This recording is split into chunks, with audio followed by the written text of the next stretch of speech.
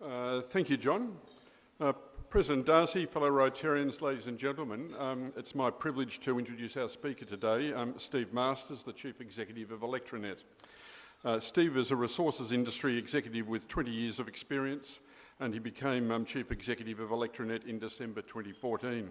Steve was just telling me that prior to that, as many of you would know, Steve held senior positions with Beach Energy for about 9 years prior to that, and also with Woodside Petroleum for similarly around 9 years before that. So he's had very extensive experience in major resources companies, but has now made the move, I guess, more into the infrastructure area. His formal qualifications include a Bachelor of Science with Honours, a Graduate Diploma in Applied Finance and Investment, and he's been to the University of Chicago and the Oxford University Advanced Management Program. So will you join me in welcoming Steve to talk on the topic today, which has been chosen with terrific foresight: keeping the lights on, power, people and procrastination.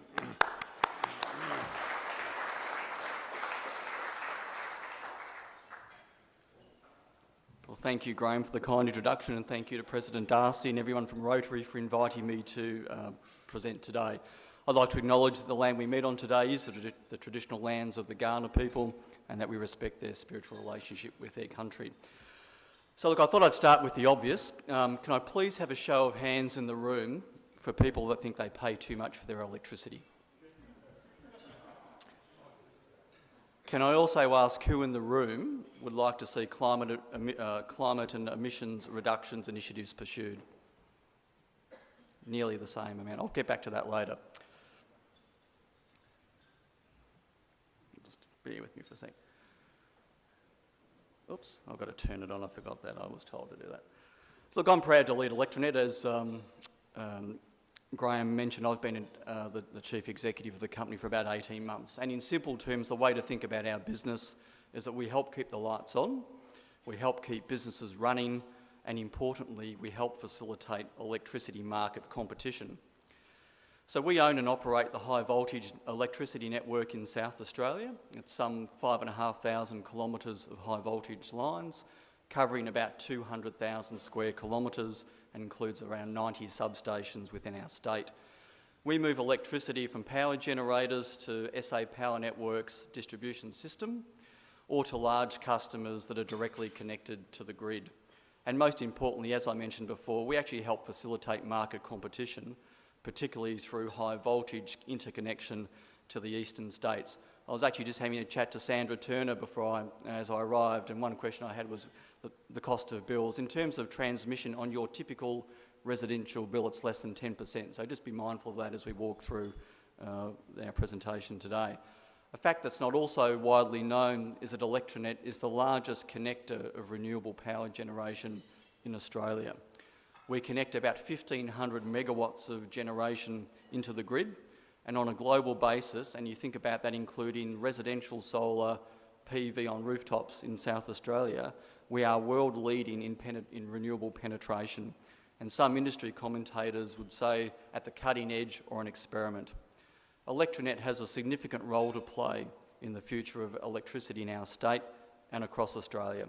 So that's the ElectraNet plug for the day. I'd now like to get into some more topical matters with respect to South Australia, and we can bounce them around as we go. So there's an old Chinese proverb that goes along the lines, the best time to plant a tree was 20 years ago, and the second best time is now.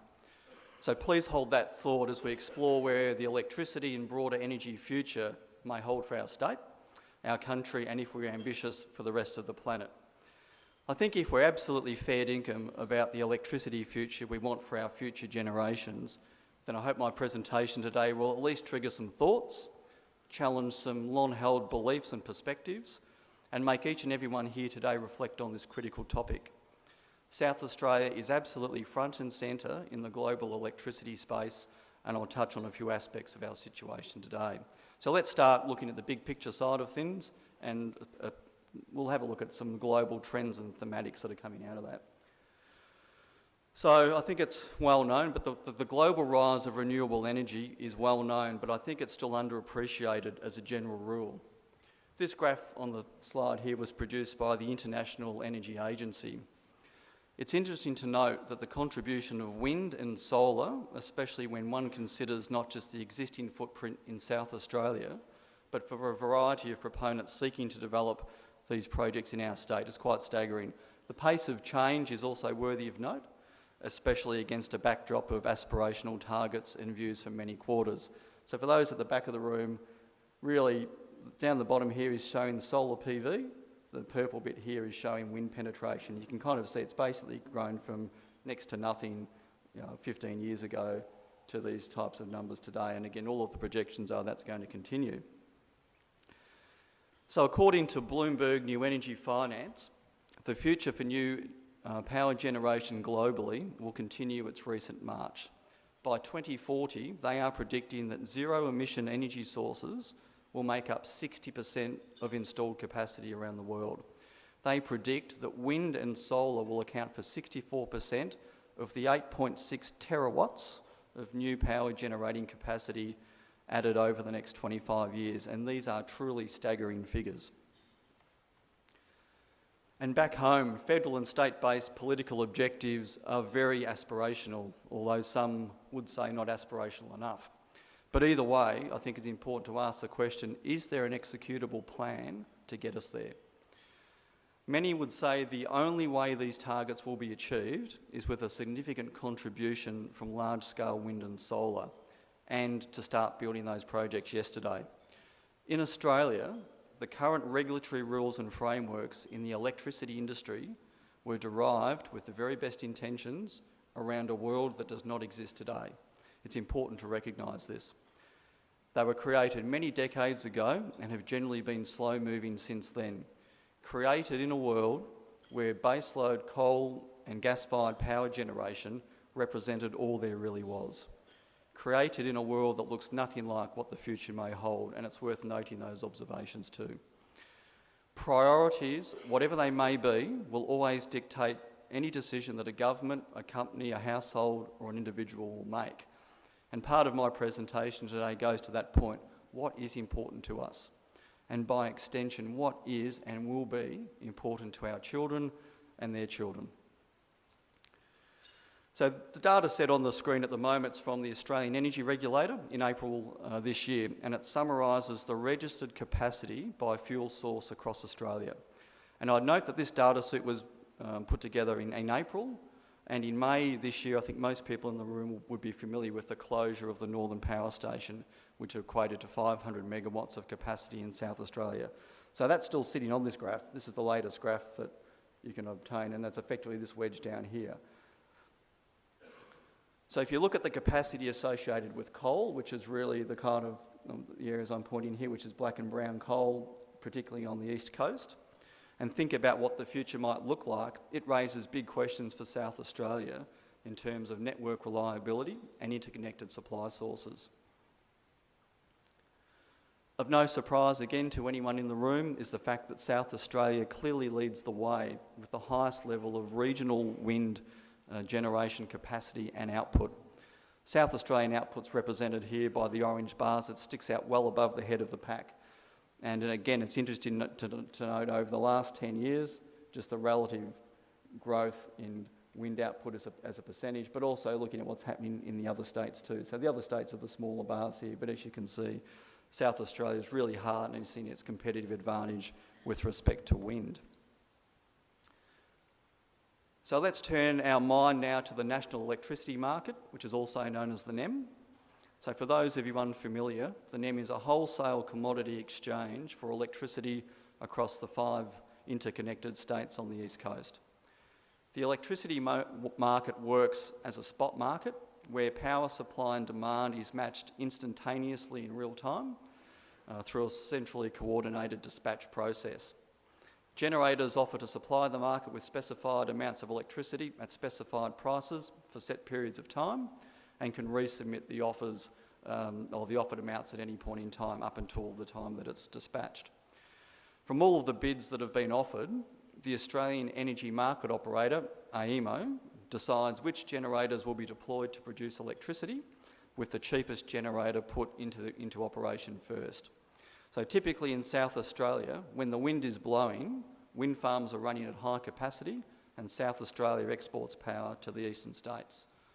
When wind conditions are low, electricity is generally imported the other way from the east coast into South Australia via the transmission interconnection network. I'd like to touch a bit on electricity prices, and I'll cover this in a few points as we go, but they are very topical in our state at the moment, and I've been on the phone since last Thursday non-stop regarding issues in the state at the moment. So one way to think about what's happening here is that when a perfect storm of potential combinations, such as, but not limited to, planned or unplanned outages involving key participants around the network, mixed with unfavourable weather, which could be storms, it could be the winds blowing, it's not blowing, gas supply issues, and the list goes on, prices in South Australia tend to head up, and quite dramatically at times. And this is exactly what's happened here since the 1st of July. And as many people might be aware, pricing volatility has been extreme since that point in time, with much of the volatility coinciding with a planned interconnector outage for the Hayward interconnector, which ElectraNet looks after, limited wind generation at the same time, and high gas prices overlaying that. So as a day ago, and I've got to say I haven't caught up on the latest, but I know prices have come down considerably this morning, the monthly average spot price for July was around the $340 a megawatt hour. And we had an electricity price last Thursday that averaged about $1,200 a megawatt hour. Prices are generally, although high, in the order of $90 a megawatt hour. So we've had some customers in South Australia that I've heard stories about that have had their entire year's electricity budget spent in a week because of the massive increase in price of the pool. So without the interconnector being available for an extended period of time, if there's limited wind generation, as I said, the price of gas goes up as well. So what we're also seeing in the market is gas pricing on the spot market increasing by 3 or 4 times. I was hearing the price this morning was going to be in the order of $25 a gigajoule per gram, you might know, compared to what data I've got at the moment, but that kind of average, it's kind of more around 6 or lower. So again, this confluence of circumstances that this live example kind of highlights really goes to some of the issues that are challenging not just our industry, but just businesses in South Australia in particular. Unfortunately, the news doesn't get any better. This graph is from the Australian Energy Regulator. It was published last month, and it would it's from AEMO, I should say, and it was published last month, and it would suggest that there is more pain to come for retail customers. So again, if I could just touch on this and think more broadly in terms of specific examples, but just around supply and demand. When we withdraw generation capacity in South Australia, as the case was with Alinta a few weeks ago, it reduces competition into South Australia. It's important to looking at promoting new renewable supply and other sources of greater interconnection into the eastern seaboard will actually increase supply. So that kind of just real simple dumb maths around supply and demand has a big impact in what is happening in South Australia. It is further compounded by the fact that although there's a reasonable number of electricity retailers registered to operate in South Australia, there are only a handful of those that are gentailers. So gentailer, someone that's got generation capacity and also a retail licence. And there are 2 big players in the South Australian market, being AGL and Origin. And according to commentary from various market participants and a lot of the conferences I go to, people will stand up and talk to it, they'll say that none of the key players in the market at the moment are providing long-term price certainty to our large industrial users at this point in time. You can hear the flip side from other companies, but that is a general theme that's prevalent in the market. The issue about that is that it creates market uncertainty, it creates price volatility for customers, and it exposes them to significantly higher pricing environments such as that we're seeing this week. So I think enhancing the electricity transmission interconnection into the eastern states assists in increasing that competition, but what it also does is provide better network reliability in a world where we are at the moment and where we see going forward that's going to have increasing renewable and therefore intermittent power generation. And what I think the public's crying out for at the end of the day are better outcomes for consumers and communities, but that's not all just about price either. So one thing that I've observed in my new role here that I've also seen when I've been in oil and gas over many years is that low probability but high impact events seem to be increasing in everyday life. So the weather's getting more volatile, bushfires seem to be getting worse each season, the planet's warming, and the threat of terrorism just seems to be in the news every day. And I think, in short, the unexpected is becoming more of the norm. And I think last year's Melbourne Cup winner goes to this point, and, a pin-up example of disruption, transition, but also unexpected satisfaction. 100-to-1 shot, fairy tale story that captured the imagination of the country in many ways, though not many people at all benefited from the outcome of that race. I certainly didn't, I can tell you, I was on the second horse.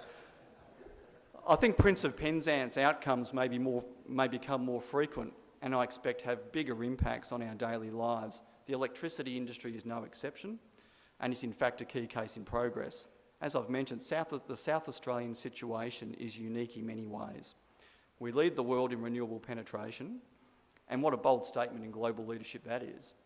But more importantly, an opportunity that will shape future generations, but it needs to be well managed.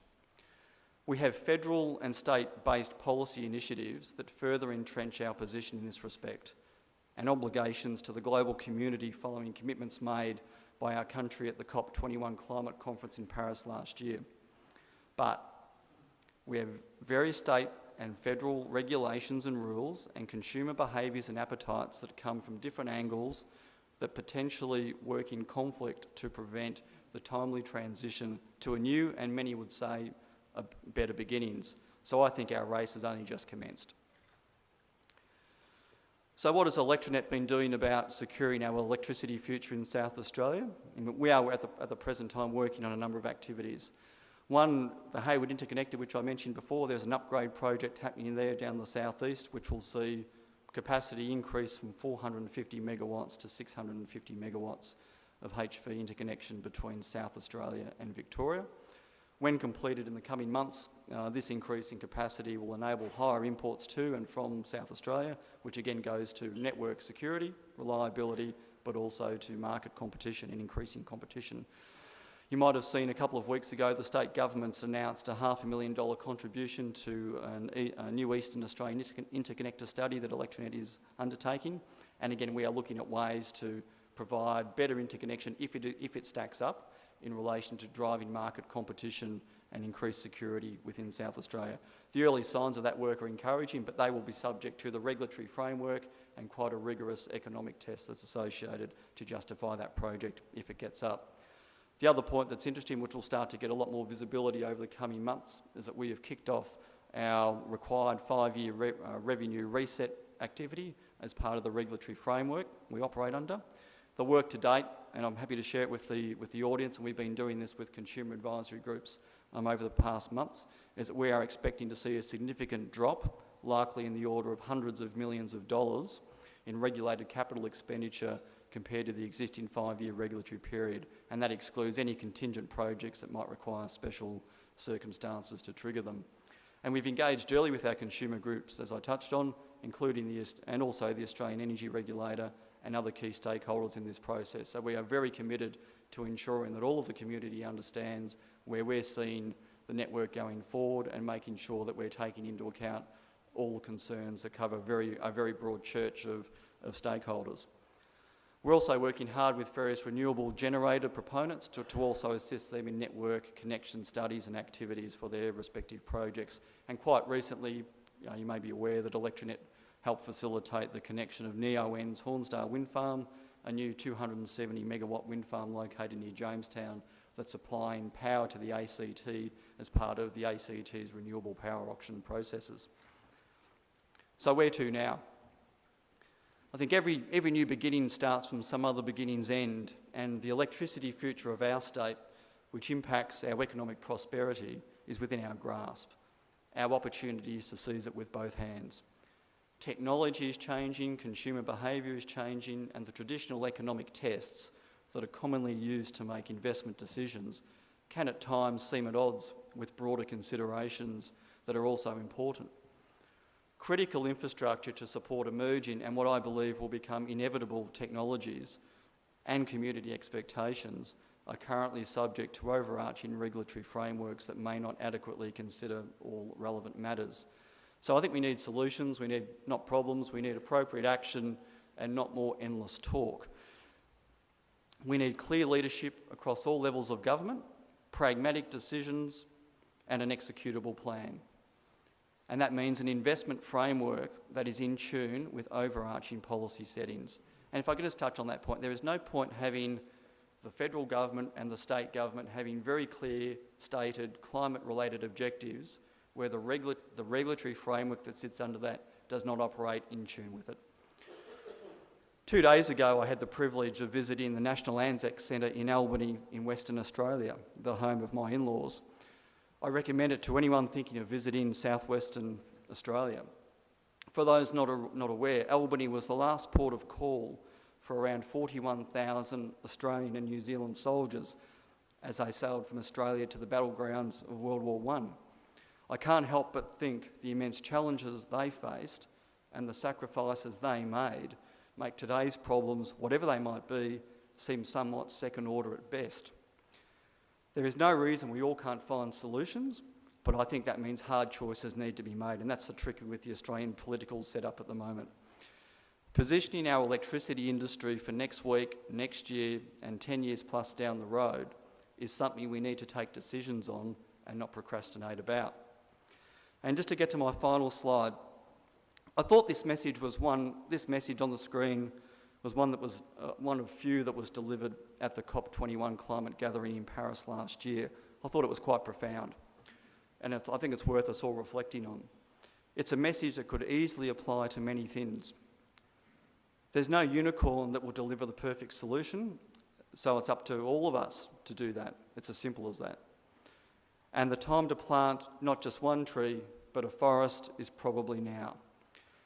I look forward to everyone here today watering the seeds of conversation and debate on what are critical matters for our state. So thank you very much for your attention, and thank you for the lovely lunch, and enjoy the rest of the day. Thank you. Time for a couple of questions? Absolutely. Steve's got time for a couple of questions. Who'd like to start off? Thanks very much. Obviously a very topical point of conversation. I'm just minded of two things. Renewables are going to rely on battery technology, Yep. we've seen. That's the first issue. And the second is, I look at Tasmania. We think we've got problems. They're probably very grateful for the recent rain, but their hydro capacity just about disappeared and their interconnector failed, and they're being powered by batteries of diesel-powered generators. So I'm not even sure I know what the question is, but it seems to me that we haven't resolved this by a long shot, and we are still fundamentally going to be reliant on baseload fossil fuel power if we're relying on the interconnector to Victoria. So where is the handoff? Thank you. Thank you for the question and the observations. Look, I absolutely agree with what you're saying. I think one of the debates that is not happening very well in Australia is the fact that you need a combination of different energy sources. You generally get very strong lobbies around coal, very strong lobbies around renewables, and from my perspective, I think you probably need a mixture of both. And again, taking into account that when all of these networks were built 50, 60 years ago and have been augmented since then, they've all been done on the premise that you have got good frequency and voltage control coming through those networks, and you need baseload power to do that, or you need a lot of redundancy in other systems to do it, plus or minus batteries. So I think the world's going that way. The issue at the moment is that a lot of the debate, I think, is getting to some extent theoretical and principally driven around principles. But the reality is that to operate these networks the way they've been built over time, it is turning the Titanic if you just can't flick it on and off. I think batteries will get a lot of uptake in the years to come. We're actually doing some work with ARENA and AGL at the moment, looking at grid-scale battery storage, and with the project up north. Whether that gets funding going forward, we'll find out from ARENA in the next few weeks. But I just think there's we're in this interesting transition where the cost of still doing some of these things is interesting, and again, I could only cover so much in 15, 20 minutes. But if you look at the amount of money that is being invested in, I'd say, residential batteries compared to what's being invested in networks, it's all now starting to flip. So the amount of investment globally, I think, is in the order, well, in Australia, could be over the next 20 to 30 years, something like $40 billion that could be invested around battery storage. And you think about, are there better ways to do that? So I'm still, from my perspective, sitting on the fence a bit. If people want to put solar and batteries on the roof, I reckon that's great, and that's all about individual circumstances. But when you look at it from a broader network perspective, how it all works, I think there's still a long way to go in that conversation. But I do agree, I think we need a mixture energy resources for security reasons, but also just from practical perspectives as to how the network physically operates. Unfortunately, we're just about out of time, but I'm sure you'll all agree that that was a terrific presentation, and I'm sure Steve will be here for a few minutes afterwards to answer sort of any other questions. But if you can join me in thanking Steve as I give you a token of our appreciation. Thank you very much. Thank you, everybody.